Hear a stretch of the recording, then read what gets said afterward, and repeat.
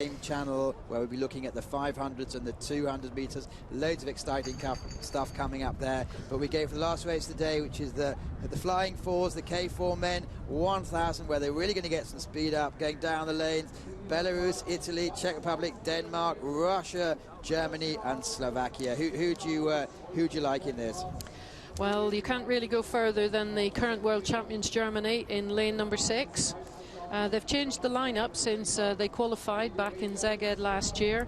Last year we saw Brockelhoff, Kleinert and Mittelstadt. Well, now Marcus Gross is back in his usual driver's seat. Behind him Max Hoff with Norman Brockel, and it's lovely again to see Tim Wiescotter out amongst these young guys. He went through a bit of bad health there back in 2009, but it's great to see him in the boat. 33 years old, yes. Yeah, and of course three-time Olympian with Ronald Rauer. Gold medal, 7 years undefeated in K2 over 500. That's some record. But let's not get carried away. This is the K4 1000 meters. We've also got a strong Russian crew here. They were third at the Worlds. Medvedev, Vasiliev, Ryakov and Zheshkov. So I think they'll be strong. And the Olympic champions, Belarusia, well, they're in lane 1. That means they haven't done the fastest time in qualification so far this year. And the Czechs, they actually did quite well. Well, they did well. They won last week in Poznan, so you don't discount them at the moment. And obviously, lanes 4, we've got Denmark, who means they must have put in a fast time in qualification. Yeah, I like the Czech crews and the Danish crews. I think we're going to see more progress from them. They're going to push through. Denmark, as you say, very experienced. You've got Kim Ray and Rennie Poulsen, who, of course, are Olympic gold medalists in their own right. Of course, Emil Ster, hugely talented youngster. I saw him in Youth Olympics back in 2007, would you believe, winning everything then, and now here he is here. As a cutting through that, what proportion of the juniors who win the World Championships come through to make it in the top grade? That's a really good question. I'd have to have a look at that, but it's a really good question. I know that I've certainly seen some, but there's quite, from our experience in Britain, you do get dropout.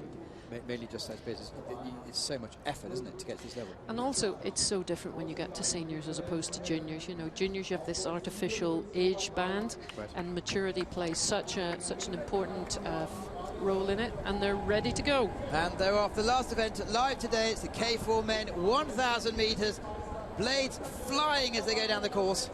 Here you have 36 of the world's strongest athletes, and they're all trying to get this K4 boat over the line as quickly as possible. And there is Marcus Gross setting the pace for the German K4 in lane number 6. He's with Max Hoff, Norman Brockel and Tim Wiescotter. But it's just outside them in the white boat of Russia that has the lead as they power down towards the 250 mark. That's 250 meters gone. Absolutely. And there we can see the Russians in the white T-shirts. Beyond them in 4 in the red boat are the Danish, but this is Germany now in the center view picture. Look at the timing required for those. There's the guy in the front. He sets the pace and the rhythm for the boat. The engine room in the middle. And the guy at the back, he makes sure it all keeps stable. Number 5 is slightly ahead as we go to a third of the race gone.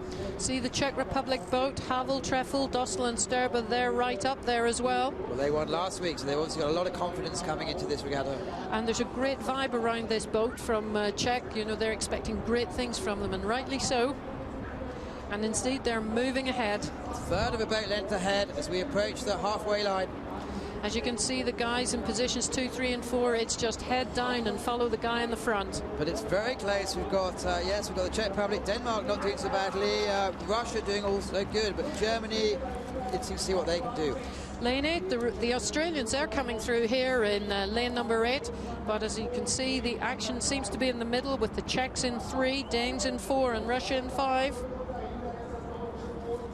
There we go, the Czechs. That's such a great result last week, qualified well at the Worlds last year, and they're asking the questions this afternoon. Denmark we haven't talked about much, but with Rennie Holten Poulsen, who is a winner, won last week, it is looking good for them. There's a lot of racing to be done in this event.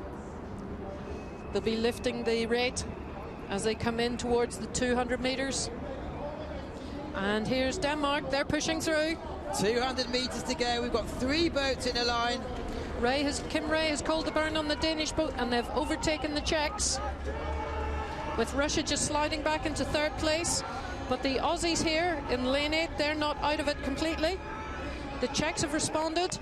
Lane 8, the bottom of your picture, you perhaps can't see it, but yes, the Australians coming back strongly with 100 metres to go. The Czechs at the moment slightly ahead, just a couple of metres ahead, and now it looks like they're controlling the race. Denmark trying to hold in there. Definitely, it looks like the wind's going to go to the Czech Republic.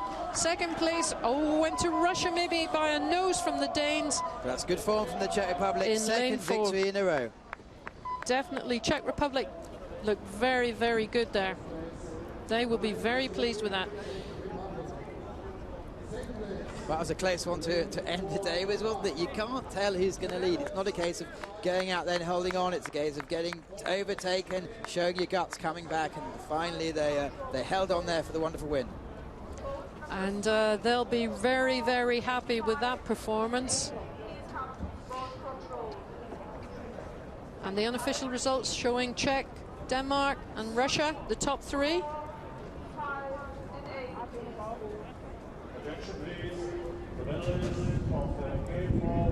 Wind picking up here, but it's been a lovely day. We're in Duisburg with the second World Cup regatta of the season.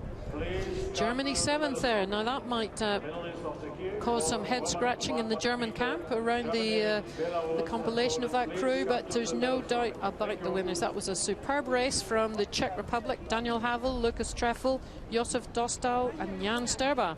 So we've got 6 weeks to go to the Olympics. Not putting you on your spot, but what stood out for you today? Oh, what can I say? It was filled with, it was just like a treasure trove watching all the races out there. We've been really spoiled with what I've seen. I really enjoyed that K4 race. I think the Czechs have put down a really strong marker about their performances for later in the season. Again, the men's K1000 metres, that could go anywhere.